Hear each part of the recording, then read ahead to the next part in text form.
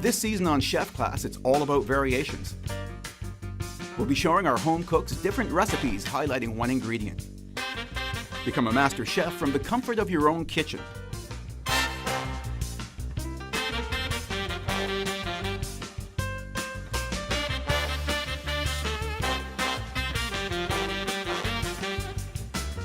Chef Class Variations. Add some diversity to your kitchen. Hi and welcome to Chef Class Variations. I'm Chef John Schneeberger, and with me today, Ralph Cindy. Brandon Baudouin. we've got a great show for you. We're making beef goulash, we've got potato dumplings and roasted vegetables.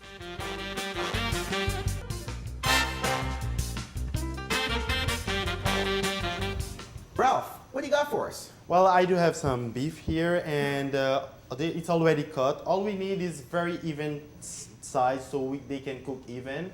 We don't want them overcooked. So all I'm gonna do now is to remove some excess fat and connective tissue. So I'm gonna take my chef knife and remove some, okay, so if there's too much, so a little bit on there is okay, but if it's too much, we want to take it off, right? yeah, for sure, but because it's gonna bring some flavor to the stew, so we do need some.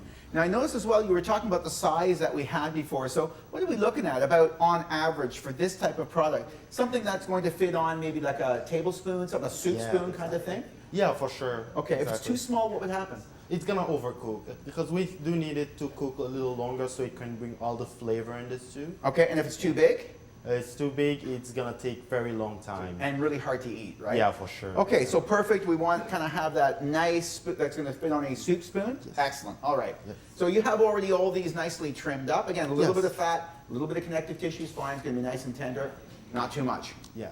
Fantastic. exactly. All right. What's next? So now we have some smoked bacon. So all I'm gonna do now is to have some nice slice, and I'm gonna have them very same size and very nice, so we can saute them. It's gonna bring a lot of flavor also to the stew. So all I'm gonna do now is to run my knife, my chef knife.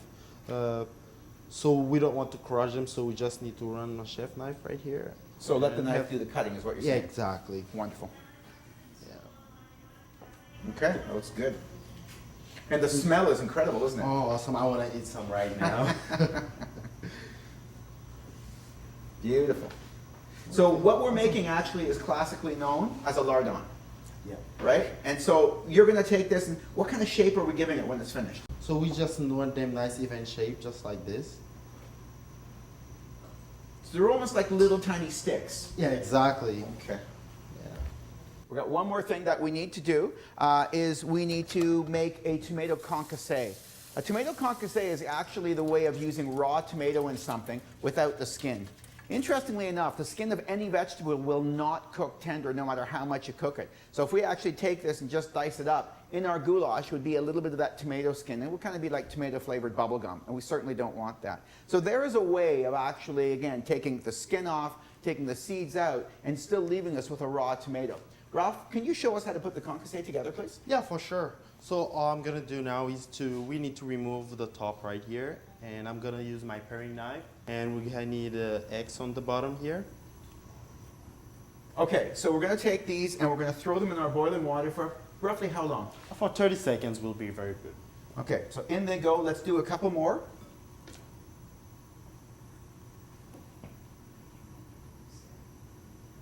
So we're just about there. There we go. And what we're looking for, and I'm not sure how closely we can get, but you can see right here, the skin is starting to release. So if I take this, the skin is actually starting to release already, and that's really what we're looking for before we pop it in. Now, don't grab the tomato like that directly out of the water. I got hands that have been in the kitchen for the last 30 years, so there we go. We'll throw these two in as well. And while we're doing that, Ralph, can you show us how to peel these, please? Yeah, sure. So I'm gonna use my paring knife and really remove the skin. You can see how easily the skin get off the tomato.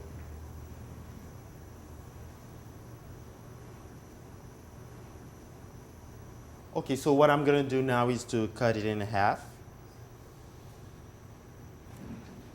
And we wanna remove the seeds, so I'm just gonna press it a little bit and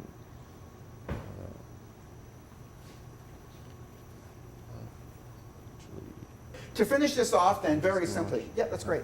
To finish this off very delicately, we're just gonna slice it, right? Just like that, and then turn it and do a little dice. And when I'm done, what I have is this wonderful diced, fresh tomato with no skin and the amount of seeds I want inside. And it really looks nice and easy. It's very, very simple to do. This is gonna give us great flavor when we actually do our goulash. All right, so now it's time to start working on the beef and the bacon. Let's move this right over here. Move this down, get it nice and hot. Okay, Brennan, are we ready to go? Yes, chef. Fantastic. What are we doing first? So, chef, what I have here is a heavy bottomed pot. We're just gonna make sure it's really hot, just so we can get a nice sear on the beef. Okay, that's important, right? Yes, chef. Why is that important? Because you want to make sure that the flavor of the caramelization runs through the whole goulash. Yeah. So we want nicely browned beef. And Yes, there's some sir. really important rules on how to brown beef just right. So Yes, can you sir. take us through those, please? So you want to make sure you have just enough oil. You don't want too much oil, or else you're gonna boil it. Right. Also, adding just enough beef in there. You don't want to add too much beef in there because once again, it'll release all the juices Okay. and it'll boil. Okay, so enough oil to cover the bottom. Yes, chef. Right? Not so much because we're not deep frying or anything, right? Yes, chef. If there's too little oil, we'll get sticking. Yes, chef. Well, this is getting challenging, right? Yeah. Okay. We want to make sure we have enough beef in the bottom to actually cover the bottom as well. If we have too much beef, it actually robs the heat out of the pan and it starts cooking in its own juice, and that's not very nice. So we want beautiful caramelization, nice golden brown. Yes, chef. Fantastic. Let's do that. So nothing in a cold pan, including the oil, right? Yes, chef. Give it a shake around. Wonderful. And away we go. What's that sound I hear?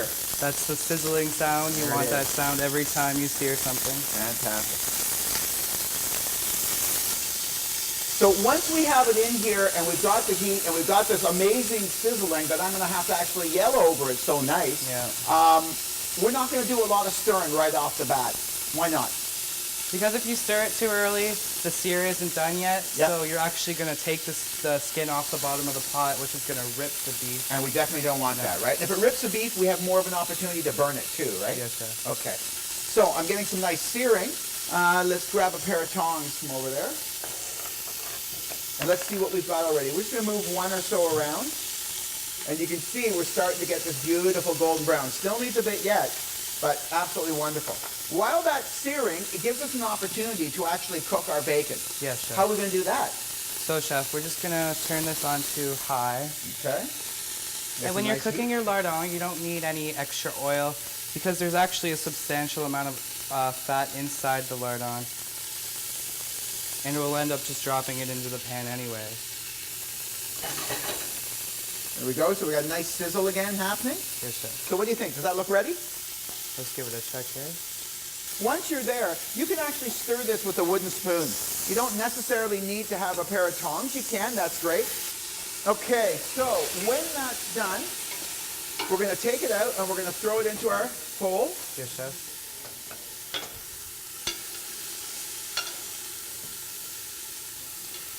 Oh, look how lovely that is. That's beautiful. Nice job. And you'll notice that the bottom of the pot is in no way burnt, and there's nothing sticking onto it, so we don't have to worry about burn. But all of that is amazing flavor, and that's why we want to use this one pot to make our whole thing. That looks amazing. Okay, so our next batch, and over here, we've got our lardons that are cooking just gorgeous. I want to get them nice and caramelized, golden brown. These are going to taste fantastic in our goulash. All right, so we have a little bit of cooking yet to do, but we've also got a great chef tip for you. So, have you ever wondered how to get great grill marks on a steak? Why don't you take a look at this chef tip, and we'll be back in a minute.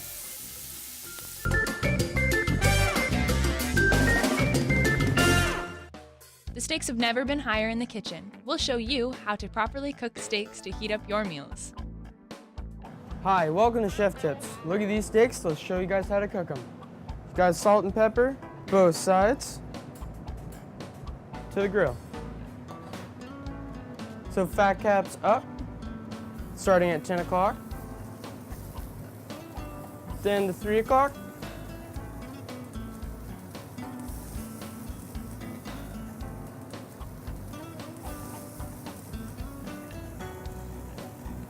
Then flip it one last time.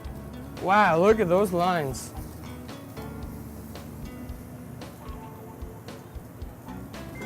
Expand your food repertoire and become a master chef from the comfort of your own kitchen.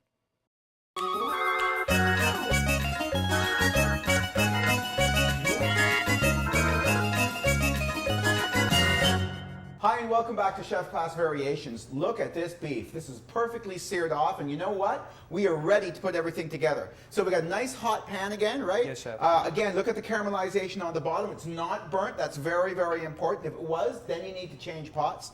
Take us through what was going on next, please, Brennan. All right, Chef, so basically we're just gonna construct the goulash right now. So I'm gonna add a little bit of oil to the pan.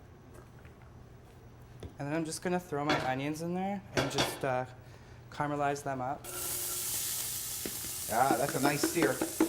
I'm going to work around you and just add a little tiny touch more, just to make sure, again, that we don't get burning. Yes, Chef. Beautiful. There we go. Gorgeous golden brown. This is going to have amazing flavor. What's next? So we're gonna add our garlic in.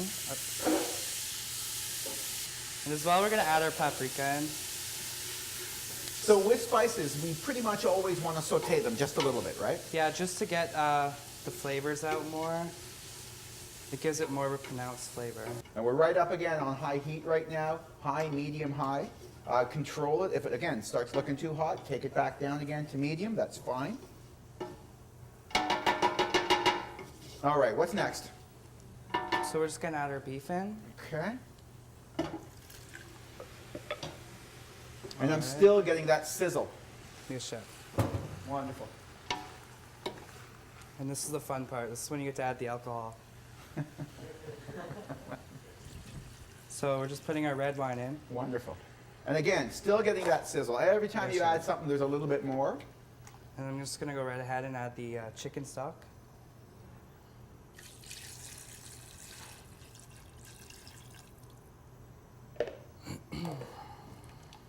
Okay.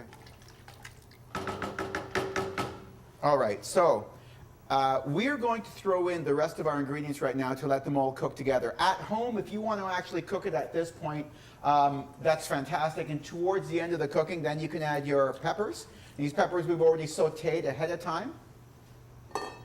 We have our concassé of tomato that's really going to help with flavor and deepen up that tomato texture. The tomatoes are going to break down, so they're going to do a little bit of thickening for us. So you'll notice that in this dish, there's no flour whatsoever. It's the vegetables that are going to do the thickening. And all that bacon. Oh, and Chef, we cannot forget our caraway. Caraway goes in. And now we crush this ahead of time because caraway seeds are large, so they've been crushed up. And we just give that a stir. And this looks fantastic, and it smells fantastic, and it's really important before we go anywhere else with it right now, again, to bring it up to a boil.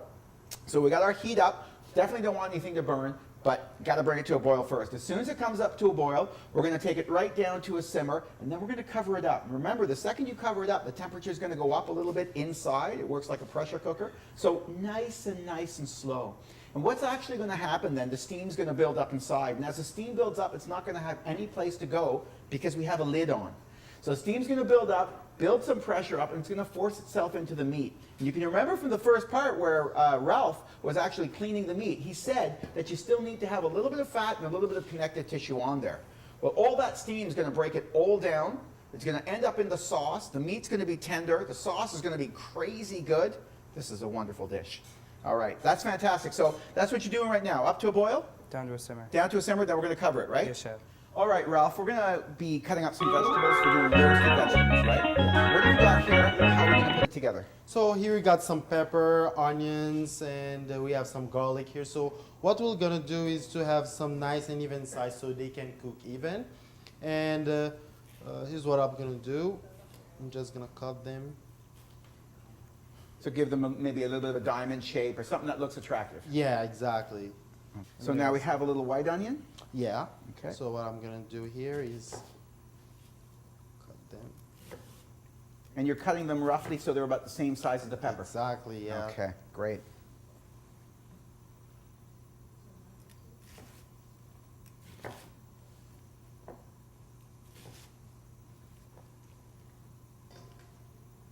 Okay, and we have a little bit of garlic. Yeah. And you just threw the whole garlic in whole. Is that important? Yes, it is, because if we just cut them, what will happen, it's gonna burn, cook quickly and burn, and we will have the vegetable not yet done. Okay, so this is really a very simple vegetable to do. We just have to make sure we have even size. We have a good hot temperature so that actually browns up very quickly, right? It doesn't get mushy, right? And you're gonna add some seasoning. What are you gonna do? Yeah, so what I'm gonna do is just, I'm gonna add some salt and pepper.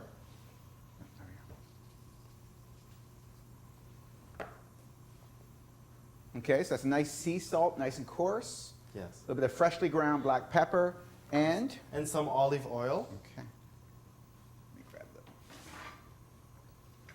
So what we're gonna do is toss them and get them ready to go in the oven. So that was pretty easy. Yes. Excellent, that looks great. Nice and shiny, they're gonna have great flavor. Fantastic. Now, the next thing that we have to work on right here is our dumpling, right? Yes. So you have a bread dumpling that we're putting together. Can you show us how to do that, please, Ralph? Yeah, for sure. Thank you, chef. So what I'm gonna do is to prepare the bread dumpling, and all I need for this, first of all, we need to let the bread soak in the milk. Okay.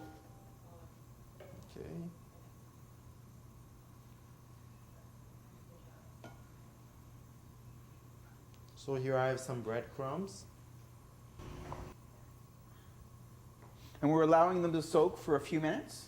Yes. Okay. For around, you can leave them for around 10 minutes. So we just need them to be like very soft and doughy, so we can put them together very easily. Okay, so here I have some caramelized onions that I'm gonna add to it. Okay, and that's gonna add great flavor. Awesome, yeah. Yeah. And we just sauteed those ahead of time, right? Yes. Okay. And we do have some parsley here, roughly chopped. And we need 1 egg lightly beaten. And what I'm gonna do, I'm gonna use this wooden spoon, or you can use your hands also to get it mixed together.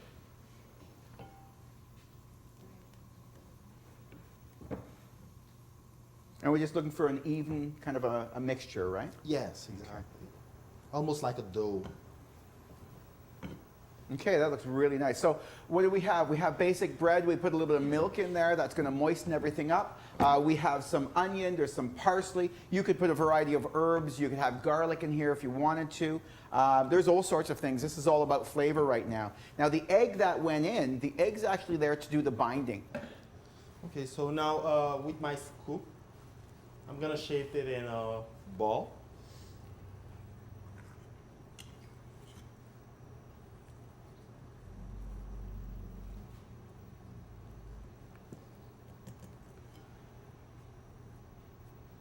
And you're packing it in pretty tight, right? Yeah, so it won't, so because it's gonna move a lot in the water.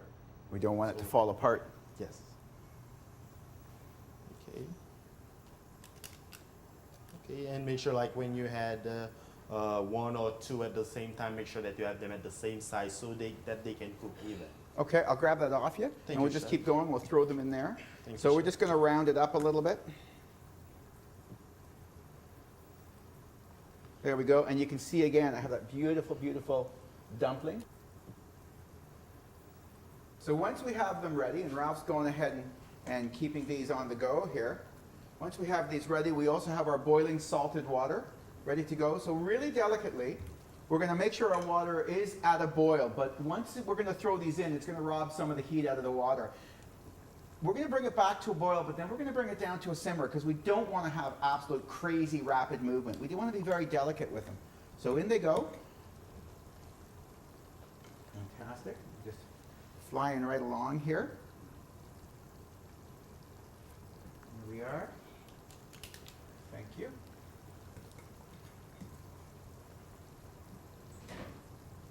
And we're going to turn down just a little bit again so we have that nice simmer. And you can see this recipe makes 5 perfect size bread dumplings. Wonderful. Brennan, it looks like. It's come up to a boil, and I'm just going to throw a cover on it. Okay. So the only thing we have left to do is throw our vegetables in the oven.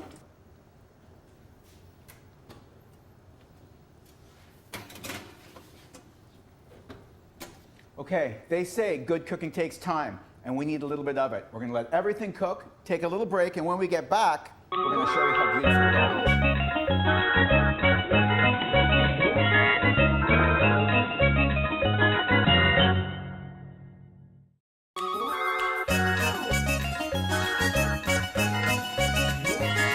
is. Welcome back to Chef Class Variations. All right, as promised, we're ready to go. So what we want to do right off the bat is we have our dumplings beautifully poached. Look at that, they look amazing. I have a little butter in the bottom of my bowl. I'm just gonna get rid of the water. There we are. And I'm gonna dump them in with the butter. And just, again, little toss around. Make sure the butter is coating nice, give it a beautiful shine. If the butter is melted, that's great, but the dumplings are so piping hot, that's actually gonna be perfect. Now, just to finish this off and give it a little bit of color, I'm gonna put some freshly chopped parsley on top. And again, you can see that looks absolutely beautifully stellar. That's just absolutely incredible. Next step is to take our goulash, right into the center of our bowl. Okay, and we have our roasted vegetables as well. So very simply, just a little toss around. I want to take these and arrange them around the outside. And then to finish it off, I've got my dumplings, the parsley, a